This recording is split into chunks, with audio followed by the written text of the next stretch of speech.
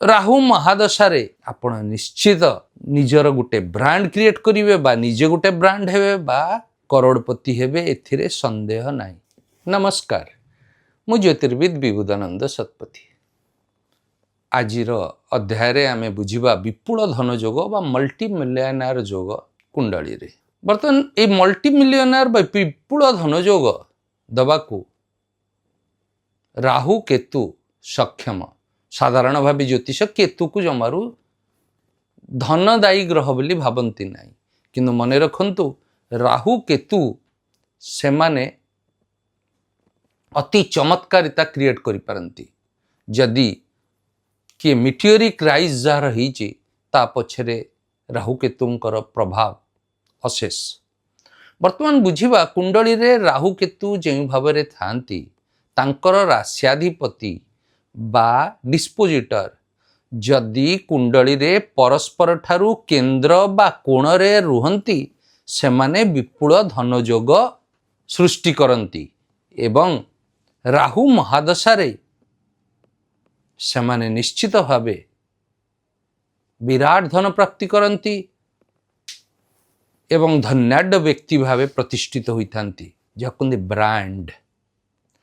तो बुझिबा जदि धरी नियंतु जातकरे सिंह लग्न राहु दशमरे वृष राशि रे अछंती ताले केतु ठीक 180 डिग्री बा अपोजिट रे बिच्छा राशि रे रहिबे।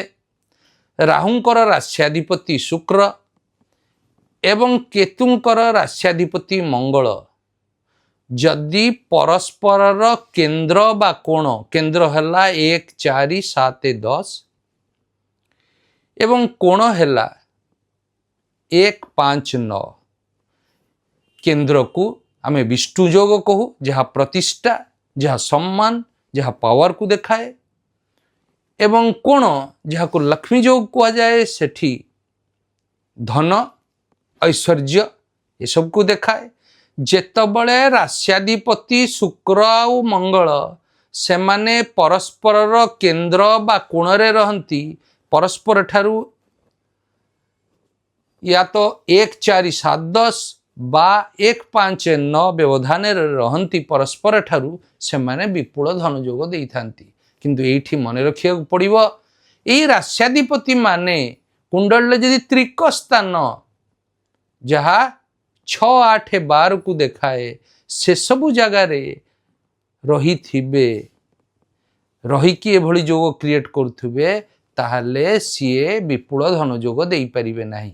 किंतु राहु केतु जदि उपचय स्थान यथा 3 6 11 ये सब स्थान रे रही थिबे ताहले निश्चित भावे अति उच्च फल देवे अति उच्च धन प्राप्ति कराइबे एवं से व्यक्ति विपुल धनयोगी हेबो एथिरे कोनोसी संदेह नाही। मल्टी मिलियनर जोग बा ब्रांड अवश्यंभावी।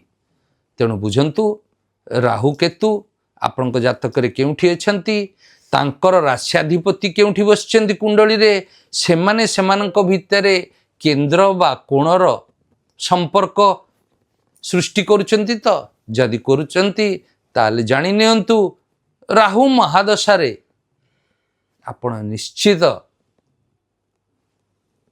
निजर गोटे ब्रांड क्रिएट करिवे बा निजे गोटे ब्रांड हेबे बा करोड़पति हेबे एथिरे संदेह नाही। रहउची आज्ञा मो वीडियो जदि आपनको भल लगथाय लाइक शेयर सब्सक्राइब करिवे। रहिली नमस्कार।